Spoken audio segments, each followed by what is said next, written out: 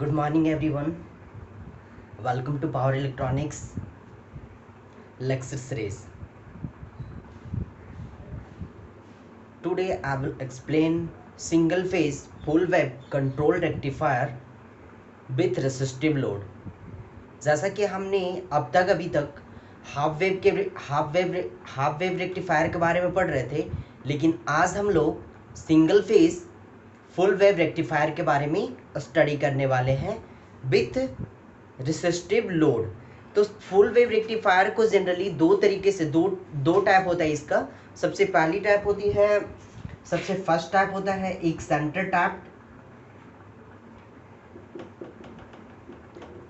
Type और दूसरी होती है ब्रीज सर्किट टाइप।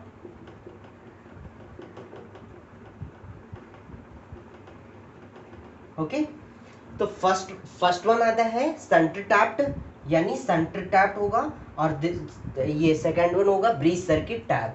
तो आपको जनरली जैसे अगर क्वेश्चन में अगर आपको बोला है कि आप ये single phase full wave controlled converter with resistive load draw, ये अगर वेवफॉर्म ड्रॉ करने बोले या ये ऑपरेशन एक्सप्लेन करने बोले, तो आपको सिंपली कुछ नहीं करना है, आपको सिंपली सेंटर टैप का एक्सप्लेनेशन दे देनी है। ठीक है, अगर आपसे अगर आपको सिंगल फेज के अंडर में ब्रीज सर्किट टैप पूछेगा, तो वहां पे आपका क्वेश्चन में मेंशन क्या हो रहेगा, ब्रीज सर्किट टैप का ये जो भी with resistive load, otherwise with RL load, यानी resistive and inductive load. Okay, इस तरीके से आपका मेंशन किया हुआ रहेगा। सो डोंट वरी, आपको किसी भी तरीके का कंफ्यूजन नहीं होना चाहिए। ठीक है, तो आज हम लोग पढ़ने वाले हैं single phase full wave controlled converter with resistive load. Okay, तो अभी से पहले इस लेक्चर से पहले हम लोग क्या स्टडी कर रहे, इस लेक्चर से पहले हम लोग देख रहे थे कि जो भी हम लोग वेवफॉर्म, जो आउटपुट वोल्टेज मुझे मिल रहा था, वो किसके थ्रू मिल रहा था, सिर्फ और सिर्फ हाफ वेव, मतलब हाफ, यानी ये पॉजिटिव हाफ साइकिल के थ्रू मिल रहा था, इस पॉजिटिव और इस नेगेटिव हाफ साइकिल के थ्रू मुझे कोई भी आउटपुट वोल्टेज नहीं मिल रही थी। ठीक है, तो अभी हम लोग यहाँ पे इस पॉजिटिव हाफ साइकिल के थ्रू और नेगेटिव हाफ साइकिल के थ्रू भी आउटपुट वोल्टेज क्या करेंगे, मतलब गेन करेंगे। दैट मीन्स कि हम लोग यहाँ पे गॉट करेंगे। ठीक है, हम लोग पाएंगे पॉजिटिव और नेगेटिव हाफ साइकिल दोनों के थ्रू पाएंगे, और हम लोग देखते हैं इसके बारे में। ठीक है, तो सबसे पहले यहाँ पे कि single phase full control converter with resistive, पहले वो डायग्राम ड्रॉ करवा देते हैं। ठीक है, ये रहा आपका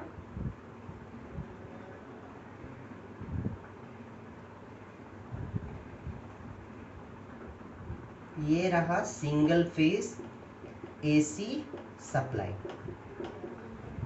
ठीक है, आई बात समझ में। अब यहां से हम लोग यहां से और आगे ड्रॉ करते हैं, यहाँ पे टैपिंग करवा दिए। ठीक है, क्या कर दिए, टैपिंग कर दिए। अब यहाँ पे एक थायरिस्टर T1 कनेक्ट कर दिए, और यहाँ पे आपका हो जाएगा रेसिस्टिव लोड। क्या हो गया, रेसिस्टिव लोड हो गया। और यहाँ से करंट, यानी लोड करंट, आउटपुट करंट यहाँ से ये होगा, ये इंटर करेगी, जब लोड करंट इंटर करेगी, रेड मार्कर, यस, तो लोड जहां से इंटर करेगी तो वहां पॉजिटिव और ये नेगेटिव होगा। ओके, यहाँ पे आउटपुट करंट यहां से इस तरीके से फ्लो के अंदर,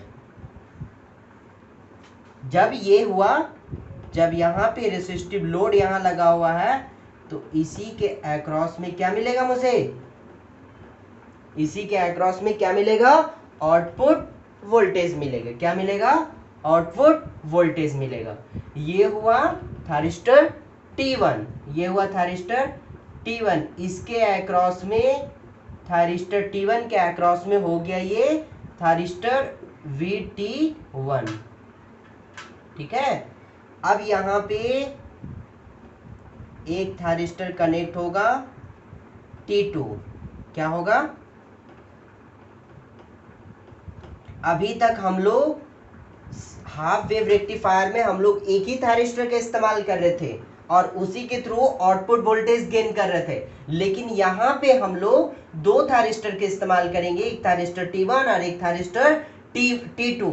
और यहाँ पे सिंपली अगर आपको वेवफॉर्म के थ्रू अभी थोड़ा सा एक्सप्लेनेशन यहाँ पे जैसे दे दूं, तो thyristor T1 positive half cycle में ये फॉरवर्ड बायस्ड होगा, तो ये ऑफ सर्किट में ऑफ रहेगा, ये ऑन रहेगा तो ये ऑफ रहेगा, पॉजिटिव हाफ साइकिल के लिए मैं बता रहा हूँ। और निगेटिव हाफ साइकिल में क्या होगा कि जब निगेटिव हाफ साइकिल में थारिस्टर 2 यानी T2 यानी थारिस्टर T2 ऑन स्टेट में रहेगी और थारिस्टर T1 ऑफ स्टेट में हो जाएगा। तो यहां से हो गया ना, पॉजिटिव हाफ साइकिल के थ्रू भी मिल गया मुझे आउटपुट वोल्टेज और निगेटिव हाफ साइकिल के थ्रू भी मिल गया आउटपुट वोल्टेज, ठीक है। हमको क्या चाहिए, कंटिन्यूअस चाहिए, कंटिन्यूअस सप्लाई चाहिए, ठीक है। तो क्योंकि आपको डीसी आप कर रहे हैं ना, तो डीसी का मतलब ऐसे होता है डायरेक्ट, मतलब कंटिन्यूअस मोड में होता है, ठीक है। डीसी का मतलब कंटिन्यूअस मोड, ठीक है।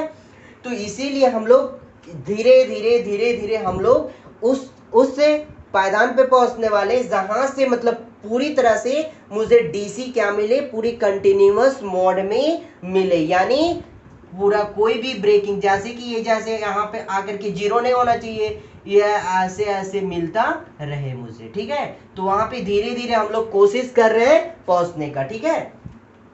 तो यहाँ पे ये इस तरीके से यहाँ पे थारिस्टर ये इसके क्रॉस में ये VT2 हो गया, ये T2 हो गया, ओके। अब यहाँ पे देखिए थोड़ा सा, यहाँ पे अगर थोड़ा सा ध्यान दे, अगर इसको A ले लेते, क्या ले लेते हैं, A, और ये N हो गया और ये हो गया B हो गया, ठीक है। यहाँ पे सिंगल फेज यहाँ पे टैपिंग किया हुआ, क्या किया हुआ, टैपिंग किया हुआ, इसीलिए इसे बोलते हैं सेंटर टैप। क्या बोलते हैं, ये हुआ सेंटर टैप, सेंटर टैप हुआ, ठीक है, ये सेंटर टैप है, ओके। अब हम ये सेंटर टैप देखिए, जैसा कि यहाँ पे दिखा हुआ फिगर 1, ये हुआ figure 1, this is the figure 1।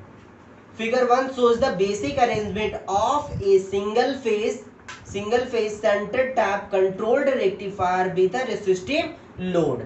यहाँ पे ये फिगर 1 मुझे क्या बेसिक अरेंजमेंट के थ्रू हम दिखा रहे हैं, ठीक है, बेसिक अरेंजमेंट के थ्रू, जो कि single phase rectifier centre tap का ये और रेसिस्टिव लोड कनेक्टेड है, वो हमने इसे शो किया, ठीक है। यहाँ पे बोला है phase control of both the positive and negative halves of the AC supply in now possible. जैसे कि ये तो एसी सप्लाई है, अभी से पहले, इससे पहले क्या होता था कि सिर्फ और सिर्फ पॉजिटिव हाफ साइकिल से ही आउटपुट मुझे मिलता था, लेकिन इसमें हम लोगों को क्या मिलेगा, एसी सप्लाई वो नेगेटिव हाफ से और पॉजिटिव दोनों, both the positive and the negative, positive and negative halves of the AC supply, यही एसी सप्लाई है, positive and negative halves of the AC supply is not possible. अब जो हम लोग को फेज कंट्रोल मिलेगा वो दोनों से मिलेगा, यानी पॉजिटिव हाफ साइकिल और नेगेटिव हाफ साइकिल दोनों के थ्रू मिलेगा, ठीक है। आई बात समझ में। तो सबसे पहले ये तो रहा सिंपली, पहले ये रहा diagram, single phase full wave control with full wave control converter with RL load, that means की रेसिस्टिव लोड। ये तो रहा डायग्राम, सिंपली डायग्राम रहा, ये डायग्राम हुआ। यहाँ से आप ये डायग्राम सबसे पहले बनाइएगा, उसके बाद थोड़ा सा ये दीजिएगा, उसके बाद यहाँ से ये एक्सप्लेनेशन है, क्या है ये एक्सप्लेनेशन, दैट मीन्स कि ऑपरेशन, वो कैसे ऑपरेट होगा, किस तरीके से वर्क करेगा, ये है ऑपरेशन, ठीक है, ये हुआ ऑपरेशन। लेकिन इससे पहले मुझे क्या बताना होगा, वेब फॉर्म। पहले वेब फॉर्म आप समझ लीजिएगा। तो जो ये एक्सप्लेनेशन क्या हो, जो ये ऑपरेशन है, आप खुद ब खुद भी अपने वर्ड्स में भी इसको लिख सकते हैं, ठीक है ना। तो आपको सबसे पहले सबसे इंपॉर्टेंट होगा जो होगा इसमें, वो वेब फॉर्म होगा। मैं स्टार्टिंग क्लास से बताते आ रहा हूं आप लोगों को कि इस पावर इलेक्ट्रॉनिक्स के लेक्चर में, यानी ये सेकंड यूनिट में सबसे इंपॉर्टेंट चीज है तो वो है वेब फॉर्म। अगर आप वेब फॉर्म समझ गए, अगर आप वेब फॉर्म ड्रॉ कर दिए, सर्किट डायग्राम करने के बाद वेब फॉर्म डायग्राम कर दिए, तो आपका फुल से फुल मार्क्स आपका डन है, ठीक है। एग्जामिनर आपका देखेगा वेब फॉर्म आप किस तरीके, अगर आप बहुत अच्छे से वेब फॉर्म को बहुत अच्छे से ड्रॉ किए हैं तो आपका कहीं भी मार्क्स कटने वाला नहीं है। बस लाइटली आपको एक्सप्लेनेशन देखना है, कहाँ पे थायरिस्टर ऑन हो रहा है, कहाँ पे थायरिस्टर ऑफ हो रहा है, कहाँ से फिर आप फायर्ड कर रहे हो, फिर से कहाँ से रिपीट हो रहा है साइकिल। बस यही चीजें, 2-3 चीजें आपको शो करवाना रहता है ऑपरेशन में। अगर ये आप कर दिए तो आपका फुल से फुल मार्क्स आपका कोई भी रोकने नहीं जा रहा, ठीक है। तो मैं यहाँ पे स्पष्ट नहीं होने की वजह से यहाँ नहीं बना पाया सर्किट डायग्राम, तो मैं अब यहाँ पे इसको इरेज कर देता हूँ। क्या कर देता हूँ, ये वाला पार्ट को यहाँ से इरेज कर देता हूँ। ओके, कोई दिक्कत कोई परेशानी नहीं होना चाहिए आपको।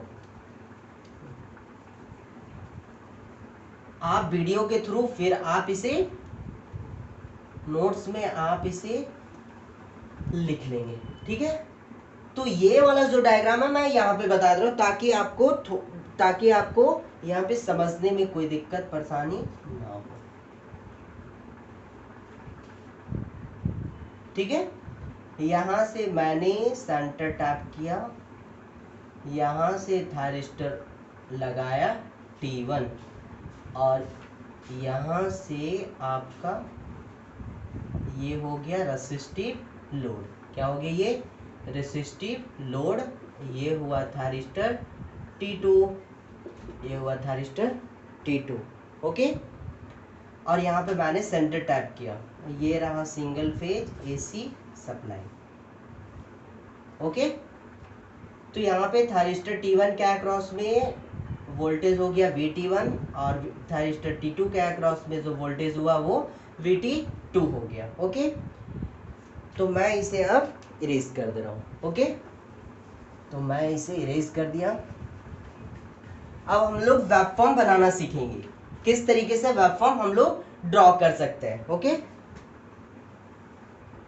और जैसा कि मैंने यहाँ पे पोलैरिटी दिखाना बहुत ज़रूरी है। ये हुआ और लोड करंट, तो ये प्लस माइनस, ठीक है, और ये हुआ प्लस माइनस, ये भी प्लस माइनस, और यहाँ से प्लस माइनस, ये प्लस माइनस, ये A हुआ, ये N और ये B।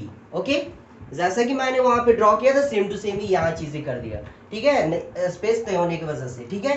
तो अब मैं स्टार्ट कर रहा हूँ यहाँ पे वेब फॉर्म। तो यहाँ पे देखिए, सबसे पहले ये जो था, ये जो हम लोग ये सोर्स वोल्टेज बनाया हो, ये है VN का, ये है VN। अब हम लोग जो ड्रॉ करेंगे वो हम लोग, ये है सिंपली जो यहाँ पे पॉजिटिव एंड नेगेटिव VVN का, तो इसका जस्ट ऑपोजिट है। तो यहाँ पे हम लोग इसको ड्रॉ कर लेंगे डॉटेड लाइन से, आप लोगों को समझने में बेटर होगा, ठीक है।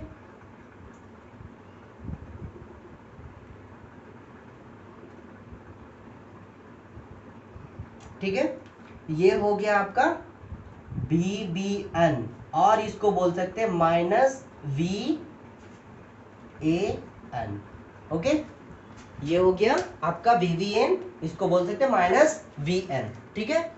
ये था। तो अब हम लोग यहाँ पे ड्रॉ कर लेते हैं। तो हम लोग सबसे पहले यहाँ पे फायर्ड करेंगे अल्फा के थ्रू, यहाँ पे इस तरीके से हो जाएगा, यहाँ अगेन फायर्ड होगा,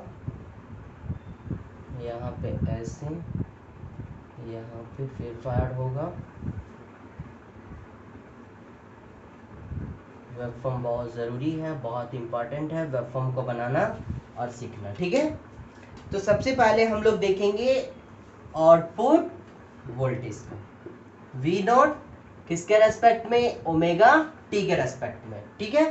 तो यहाँ पे देखिए सबसे पहले, यहाँ पे देखिए सबसे ये क्या है, ये रेसिस्टिव लोड क्या लगा हुआ है, रेसिस्टिव लोड है, ठीक है, रेसिस्टिव लोड है। तो यहाँ पे हम लोग जैसा कि सबसे हम लोग बताए थे कि थायरिस्टर तब तक नहीं ऑन होता है जब तक कि उसे फायर्ड नहीं किया जाए, और जिस एंगल पे हम लोग फायर करते हैं वो क्या कहलाता है, फायरिंग एंगल, और हम लोग उसको इंडिकेट करते हैं अल्फा से, किससे, अल्फा से। तो यहाँ पे हम लोग क्या किए, थायरिस्टर, यहाँ से देखिए क्या हो रहा है, यहाँ पे ये पॉजिटिव हाफ साइकिल के लिए, ये जो पॉजिटिव हाफ साइकिल, ये पॉजिटिव हाफ साइकिल के लिए थायरिस्टर T1 क्या हो गया, ऑन स्टेट में आ गया, क्या आ गया, ये ऑन स्टेट में, और थायरिस्टर T2 ऑफ स्टेट में हो गया।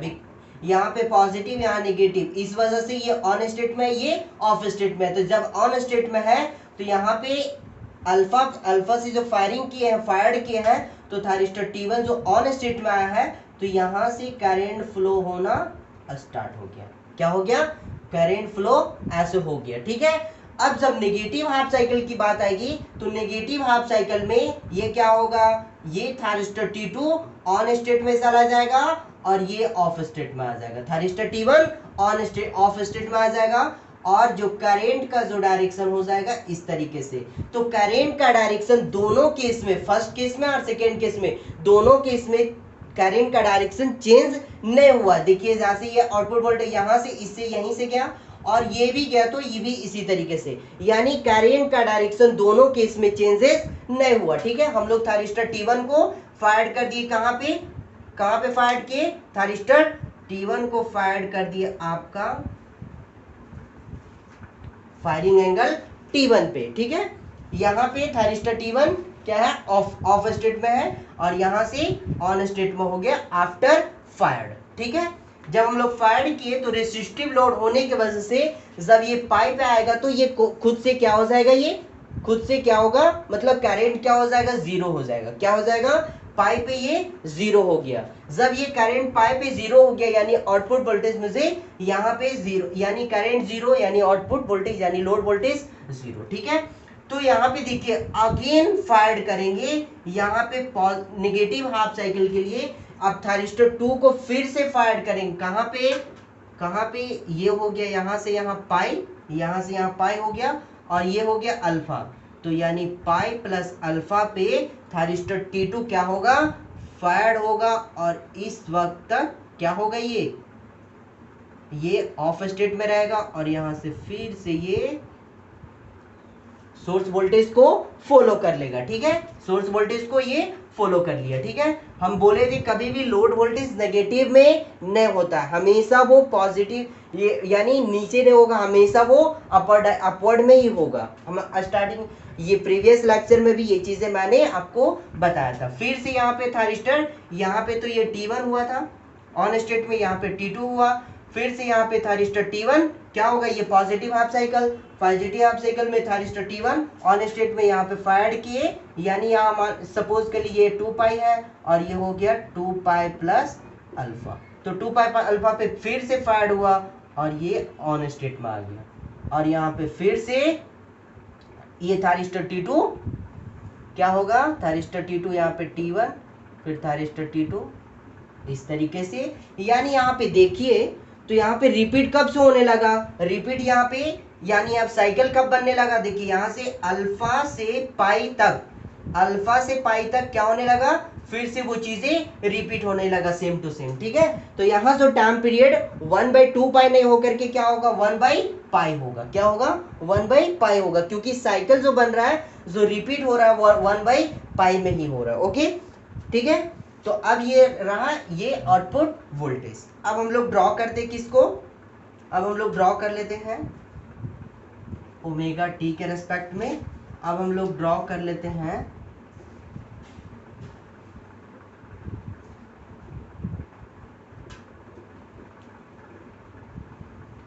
अब हम लोग ड्रॉ कर लिए आई नोट, क्या आई नोट ओमेगा टी के रेस्पेक्ट में। आई नोट हम लोग बताया भी थे आपको कि आई नोट रेसिस्टिव लोड में क्या होता है, लोड वोल्टेज को ही वो फॉलो करता है, ठीक है, जैसा लोड रहेगा उसी तरीके से वो फॉलो करेगा, तो इसमें कोई चेंजेस नहीं होगी।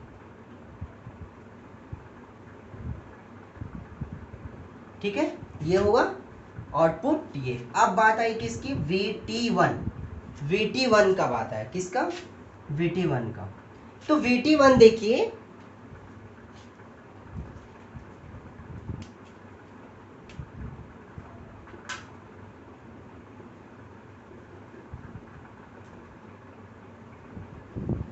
VT1 देखिए यहाँ पे ओमेगा टी के रेस्पेक्ट में।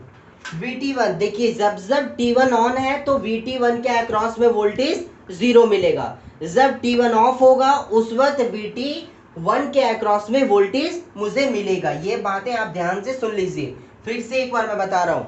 जब T1 ऑन रहेगा, ऑन स्टेट में रहेगी, तब VT1 के अक्रॉस में जो वोल्टेज होगा वो 0 होगा।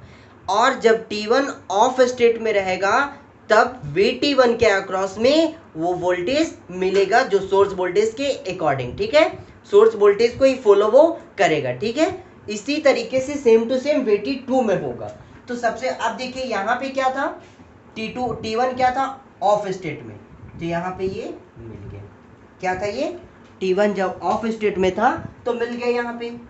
फिर देखिए यहाँ से यहाँ फिर आया, ऑन स्टेट में है तो VT1 0 मिलेगा। फिर यहाँ पे भी यहाँ से लेकर के यहाँ तक T1 क्या है, ऑफ स्टेट में है, तो ऑफ स्टेट में है, तो यहाँ से लेकर के देखिए इस पॉइंट से सेम टू सेम यहाँ तक, तो ऐसे ही इस तरीके से मिल जाएगा। ओके, आई बात समझ में। अब यहाँ पे देखिए T1 फिर से यहाँ पे ऑफ स्टेट में है, तो यहाँ पे ऑन हुआ है तो 0, और फिर यहाँ पे ये हुआ T2, तो यहाँ पे मिलेगा आपको इस तरीके से। ठीक है, इस तरीके से आपको मिल गया।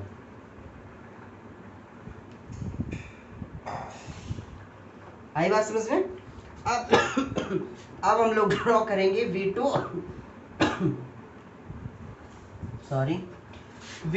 के अक्रॉस में। अब देखिए वोल्टेज, ठीक है, V2 के अक्रॉस में देखिए, तो जब T2 ऑन रहेगा तब VT2 के अक्रॉस में वोल्टेज 0 मिलेगा। जब ऑफ स्टेट में रहेगा तो VT2 के अक्रॉस में वोल्टेज मिलेगा। ठीक है, तो यहाँ पे VT2 का तो है नहीं माजरा, तो ये हो गया इस तरीके से। ओके, फिर यहाँ पे देखिए, यहाँ पे क्या है, ये थोड़ा सा ऑफ स्टेट में T2 अभी तक, तो ऐसे यहाँ पे मिलेगा 0। क्या होगा, यहाँ पे 0 मिलेगा क्योंकि T2 ऑन स्टेट में है। ठीक है, अब फिर से अगेन चले, अगेन यहाँ पे देखिए तो T2 क्या है, ऑफ स्टेट में है, तो यहाँ से ये सेम टू सेम इस तरीके से मिल गया। ठीक है, ओके। फिर यहाँ पे देखिए, यहाँ पे जब आइए तो यहाँ पे देखिएगा क्या है, यहाँ पे ये T2 ऑन स्टेट में है, तो ये 0 मिल गया। क्या मिल गया, 0T, ये ओमेगा टी का रेस्पेक्ट। ये हो गया आपका वेवफॉर्म। ये करेंट वोल्टेज और करेंट का वेवफॉर्म हो गया, यानी आउटपुट वोल्टेज और आउटपुट करेंट का ये वेवफॉर्म हो गया। साथ ही साथ थायरिस्टर 1 और थायरिस्टर 2 के अक्रॉस में जो वोल्टेज होगा वो भी मैं फाइंड करके दिखा दिया आपको। ओके, तो अब यहाँ पे जैसे अब किसकी बात होगी, अब बात होगी एवरेज वैल्यू की। किसकी, एवरेज वैल्यू फाइंड करना है। तो एवरेज वैल्यू से पहले हम ऑपरेशन देख लेते हैं, ये कैसे कैसे वर्क किया है। ठीक है, तो during the positive half cycle, आप यहाँ पे ध्यान से देखिएगा, during the positive half cycle of the input voltage, positive half cycle of input voltage T1 is forward bias. T1 क्या होगा, फॉरवर्ड बायस्ड होगा। ठीक है, if we apply the gate signal at a thyristor T1 turn on। ये कब, जब forward biased में आएगा ये वोल्टेज, ये थायरिस्टर T1 जो होगा वो पॉजिटिव हाफ साइकिल के थ्रू फॉरवर्ड बायस्ड में आएगा। और वो टर्न ऑन कब होगा, जब टर्न ऑन तभी होगा जब हम लोग गेट सिग्नल अप्लाई करेंगे T1 में, तब वो टर्न ऑन होगा। ठीक है, द V0 यानी output voltage follows the input voltage.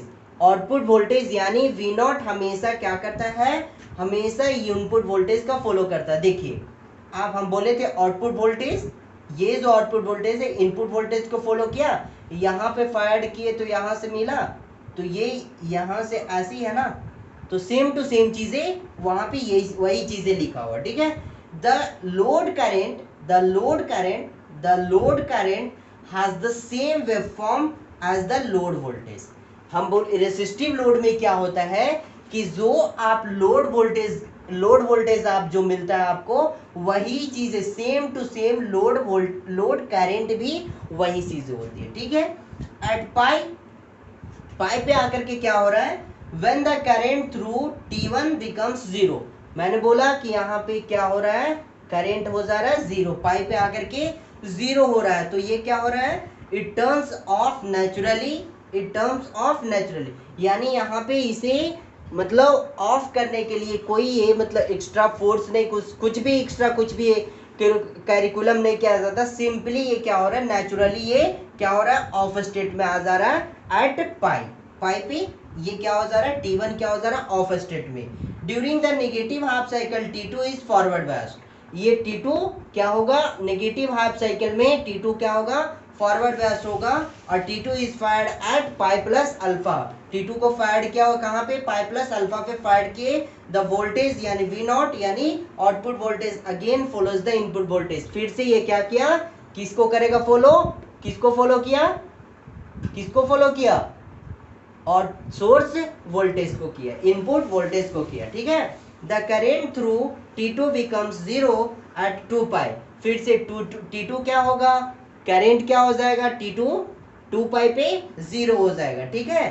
And it turn off, जिस तरीके से T1 पाई पे टर्न ऑफ हो गया था, करेंट 0 हो गया था तो वहां पे टर्न ऑफ हो गया, उसी तरीके से सेम टू सेम T2 क्या होता है, 2 पाई पे आकर के करंट 0 होता है तो T2 भी टर्न ऑफ हो जाती है।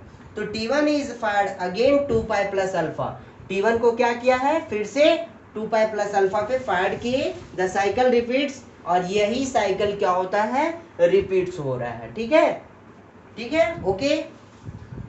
फिर अब यहाँ पे सोच the resulting voltage and current waveforms, हम लोग क्या किए, इसके बाद हम लोग सेम टू ये, इसके बाद हम लोग क्या कर देंगे, वेवफॉर्म को शो करवा देंगे। सबसे पहले ये सर्किट डायग्राम के बाद सर्किट डायग्राम के बारे में थोड़ा सा देंगे, जो दो तीन लाइन यहाँ पे लिखे थे, उसके बाद ऑपरेशन, फिर वेवफॉर्म ड्रॉ कर देंगे, that's it.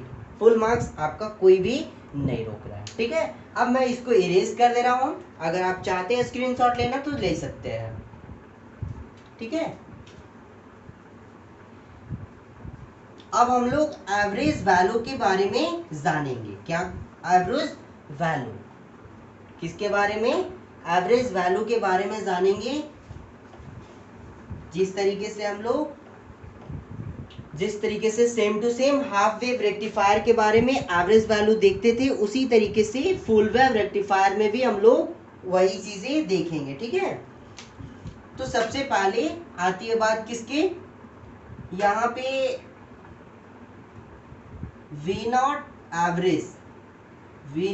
Average is equal to 1 by time period, तो यहाँ जो टाइम पीरियड हो रहा है वो कितना पे रिपीट कर रहा है, तो पाई से फिर रिपीट होना स्टार्ट, इतना 180 साइड ये में क्या हो रहा है, वो रिपीट होना स्टार्ट हो रहा है। इंटीग्रेट करेंगे तो कहाँ से कहाँ तक मिला है आउटपुट, अल्फा से लेकर के पाई तक, अल्फा से लेकर के आउटपुट जो मिला है अल्फा से लेकर के पाई तक मिला है, और जो किसका, V max sine omega T और डी ओमेगा टी के रेस्पेक्ट में इंटीग्रेट होगा, तो यहाँ पे आ जाएगा Vm बाई पाई, और यहाँ पे साइन ओमेगा टी का इंटीग्रेट करके आ जाएगा minus cos omega T alpha to pi, limit जो होगा alpha to pi, Vm by pi, यहाँ पे माइनस कॉस पाई, और यहाँ पे माइनस पहले से है तो माइनस प्लस, तो प्लस कॉस अल्फा, ठीक है। Vm बाई पाई, यहाँ पे आपको पता है ये cos पाई का वैल्यू -1 और -1 और ये माइनस, तो यानी हो गया प्लस, तो और यहाँ पे cos अल्फा, यानी आ गया आपका V naught average is equal to 4 single phase full wave rectifier के लिए क्या हो गया, single phase full wave rectifier के लिए जो आपका निकला एवरेज वैल्यू वो Vm/पाई 1 प्लस कॉस अल्फा, जो कि बहुत ज़्यादा बहुत इंपॉर्टेंट है, ठीक है, सेमेस्टर पॉइंट ऑफ व्यू से भी और कंपटीशन पॉइंट ऑफ व्यू से भी। ओके, तो ये रहा single phase full wave controlled converter with resistive load, ठीक है। तो आज के लिए इतना ही, मैं फिर से नेक्स्ट लेक्चर में आऊँगा आपके साथ, तब तक के लिए wish you all the best, और आप प्रैक्टिस करते रहिए जब तक आप प्रैक्टिस नहीं, क्योंकि एक बार में आपको पल्ले पड़ने वाला ये पावर इलेक्ट्रॉनिक्स नहीं है। सो आपसे यही रिक्वेस्ट होगा कि आप प्लीज़ प्रैक्टिस करते रहिए, क्योंकि आपको पता ही है प्रैक्टिस और practice, student as a student आपको प्रैक्टिस ही करना, बस आपका दायित्व है प्रैक्टिस करना। आप जितना प्रैक्टिस करेंगे आप एग्जाम में उतना कॉन्फिडेंट होंगे और उतना ही अच्छे से किसी भी क्वेश्चंस का आप आंसर उतना ही कॉन्फिडेंस के साथ देंगे। तब तक के लिए all the best, thanks a lot.